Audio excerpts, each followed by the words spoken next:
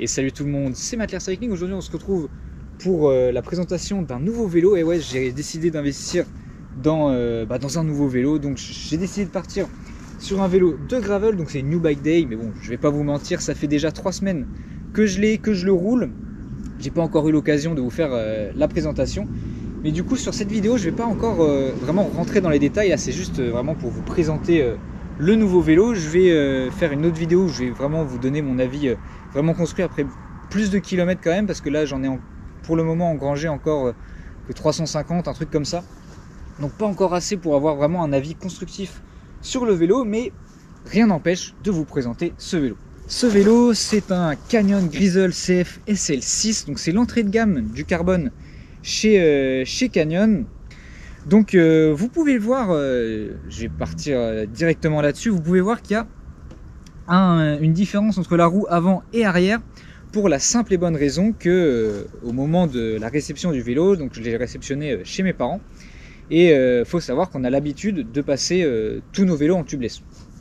Donc de ce fait, on a eu envie de passer mon vélo en tubeless, sauf qu'avec les pneus et les roues vendus de base avec, donc les DT Suisse Gravel Hellen, en essayant de les passer en tubeless, donc comme vous le savez, quand on passe un vélo en tubeless, on gonfle à une assez grosse pression pour venir claquer le pneu et que le pneu vienne se glisser dans les goulottes de la roue.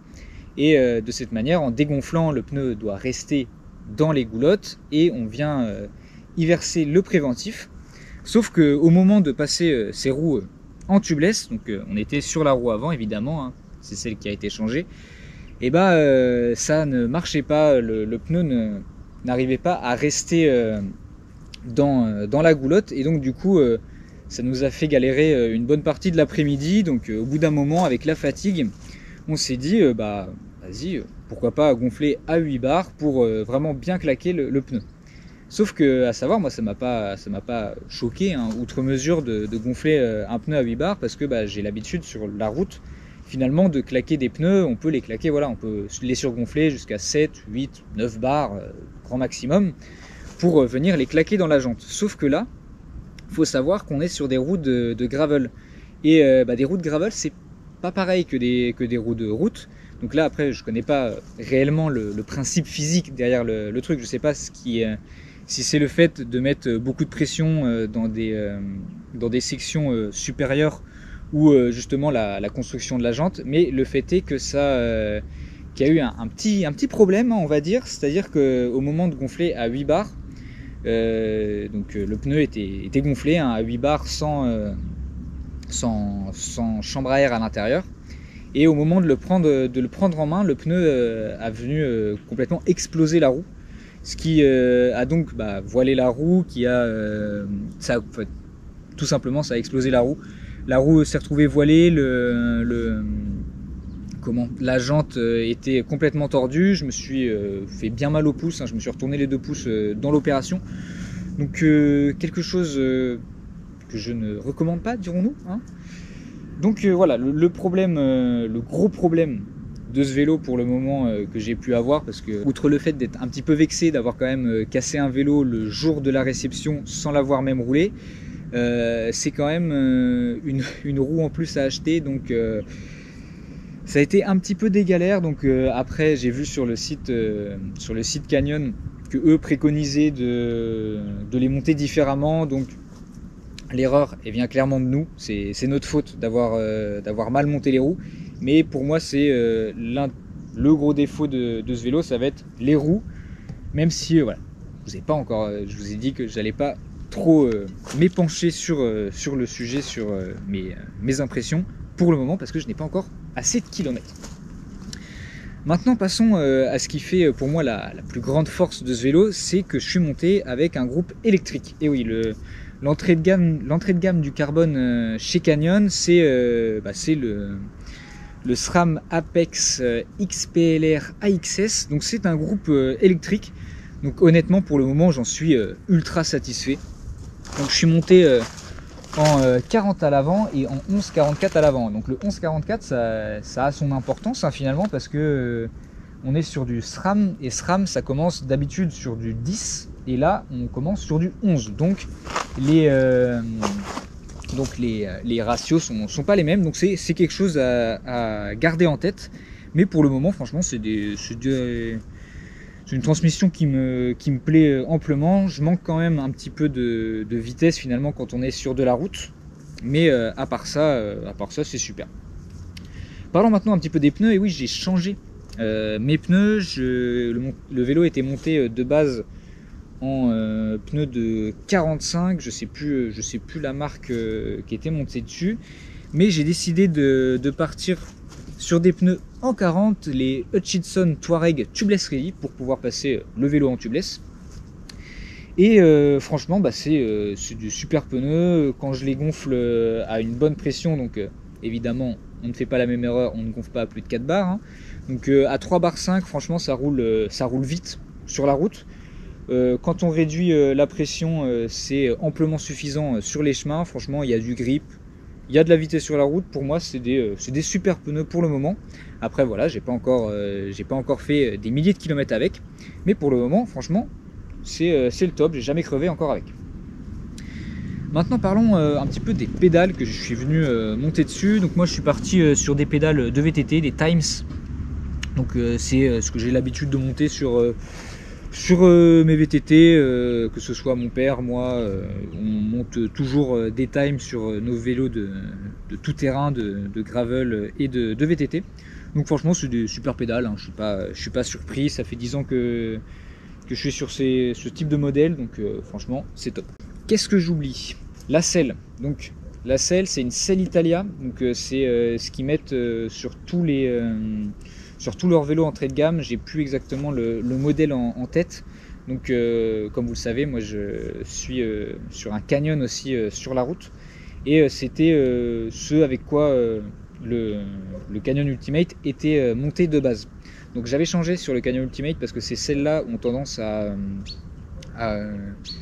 griffer les cuissards en fait, du fait de son revêtement qui est vachement adhérent.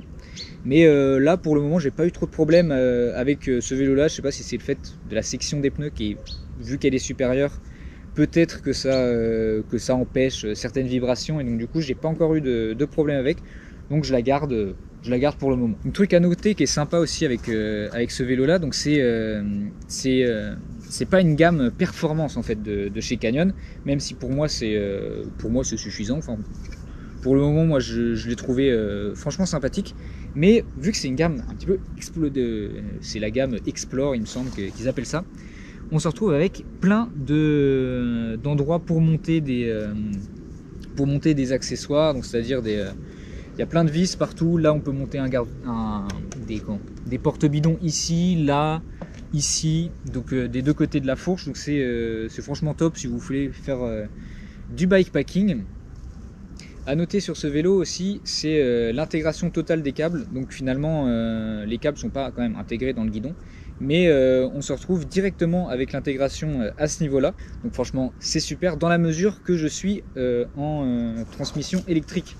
Donc il n'y a pas de câble à passer, et vu que c'est SRAM, pour moi c'est vraiment la force de chez SRAM, c'est le fait qu'on a des batteries amovibles au niveau des dérailleurs.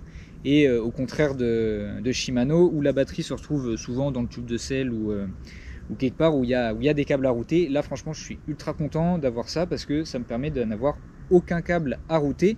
Et même les durites, finalement vous ne changez jamais des durites, on fait juste une purge de temps en temps. Mais voilà, c'est un vélo pour moi, au niveau de l'entretien, ça va être un must, parce qu'un vélo de gravel forcément ça prend un petit peu plus qu'un vélo de route. Et donc d'avoir transmission électrique et frein hydraulique, pour moi ça va être le top au niveau entretien. Au niveau des disques, on est monté en 160 à l'avant et à l'arrière. Pour moi ça me suffit, hein. Je fais 62 kg, donc globalement j'ai pas trop de poids à freiner, donc c'est le top du top, hein. Franchement, de retrouver du disque sur un vélo qui peut faire de la route, franchement c'est super sympa et c'est vachement sécurisant quand il pleut, donc pour moi c'est le top du top. Pareil, au niveau du cintre, on est sur un cintre en 42, donc un petit peu plus large qu'un guidon de route. On va avoir un léger flair, donc il est un petit peu évasé. Moi j'ai décidé de mettre les cocottes à la Remco, de les rentrer un petit peu pour être un petit peu plus aérodynamique et aussi surtout plus confortable. Comme ça réduit un petit peu mon indice de pénétration dans l'air. C'est pas ce qu'il y a de plus important, mais c'est quand même sympathique à noter. Donc pour le moment, franchement, je suis ultra satisfait de ce vélo. Gardez à l'esprit que j'ai encore que 350 km à son guidon, donc je peux pas encore avoir un avis très construit, mais en termes de premières impressions, franchement, je suis ultra satisfait. Il y a quand même ce problème de roue avant qui a cassé. Bon, c'est quand même un peu notre faute, voire même quasiment totalement, hein. Mais c'est vraiment un défaut pour moi de ce vélo. Ça va être les roues, et c'est souvent sur les vélos entrée de gamme, entre guillemets, hein, parce qu'on est quand même sur un vélo à 2300 € quand je l'ai acheté. Le problème sur ce genre de vélo, ça va être souvent les roues, où les constructeurs font des économies pour rabaisser les prix. Et du coup, on se retrouve avec des roues franchement pas top. Les DTS suisses Gravel LN, elles n'apparaissaient même pas sur le site Canyon, sur le site DT Suisse. Et elles sont quand même assez lourdes. Après, voilà, c'est pas non plus un grand problème si on ne cherche pas la performance. Mais c'est quand même quelque chose à garder à l'esprit. Donc voilà, pour le moment, moi j'en suis ultra satisfait. Je l'ai quand même pas mal roulé. Que ce soit pour faire de la zone 2 sur la voie verte, donc voie verte qui en ce moment est très crade, donc c'est bienvenu d'avoir des bons pneus de 40. Je l'ai aussi pas mal utilisé en gravel, donc franchement pour le moment c'est un plaisir de rouler avec, et je vous tiendrai au courant pour la suite des événements. Et oui, parce que je vais vous faire une vidéo vraiment récapitulative du vélo et d'un avis plus constructif plus tard, donc quand il aura 1000 ou 1500 km, on va voir, pour vous faire donner vraiment mon avis complet sur ce vélo. Pour le moment, évidemment, j'en suis content, mais on verra par la suite si j'en suis toujours content après 1 ou 2 mois d'utilisation.